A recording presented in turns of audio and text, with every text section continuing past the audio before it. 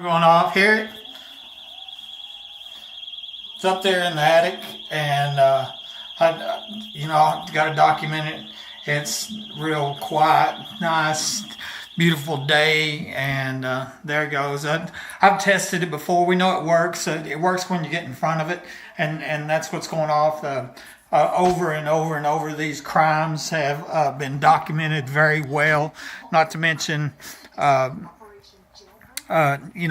me being shot. Let me switch this over here. My first call to the police for a burglary in my home was November 2010, or November 10th, 2010. My first call to somebody in my attic was January 2011, and then a year later, in January 2012, I called the El Paso DEA and then the Midland DEA, and I reported a suspected smuggling tunnel and going over to that trucking lane over there where I seen a suspicious truckers, and where two of their employees told me that prostitution and human trafficking was going on behind that store.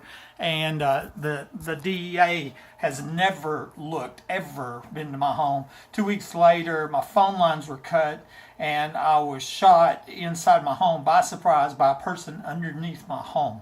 Okay, and then when I crawl out and leave, you can see when I'm crawling out that somebody was in my car. They turned the headlights on. That's in a video I have. Actually called Email the Texas Rangers to try to get those secret police identified, because minutes after I crawled out, the first two secret police arrived at my home. My attorney subpoenaed the police records. They were not dispatched. Nobody can tell me who they are. They just magically showed up minutes after I'm shot by surprise in my home with my phone lines cut. A few hours later, a larger group of mostly secret police were caught sneaking in my home, stealing evidence, staging the crime scene, searching drawers. And the only reason we know they were here is because they tried to disable the security camera, and they accidentally and unknowingly started it. Two of them have been recognized of that group of secret police. One of them being Rosie Rodriguez, Detective Rosie Rodriguez, and the other being a Midland officer, April Chandler. Interestingly, I was at the emergency room, had just been shot, and I give God all the praise and glory for me surviving this killing, is what it was, cold-blooded killing. And Rosie gets documented as being there when I'm saying proof is at my house. There's proof at my house, and that was a voice recorder that I had recording the burglar alarms going off, just like I did right then, right now. A burglar alarm was going off in my house over and over and over that night. And the nurse documented me saying that the alarms kept going off. Right before I shot, the alarms kept going off. And I kept saying there's proof at my house. Well, that proof is stolen. Okay, but what is in its place is pictures of these secret police that come sneaking to my home with bags stealing evidence.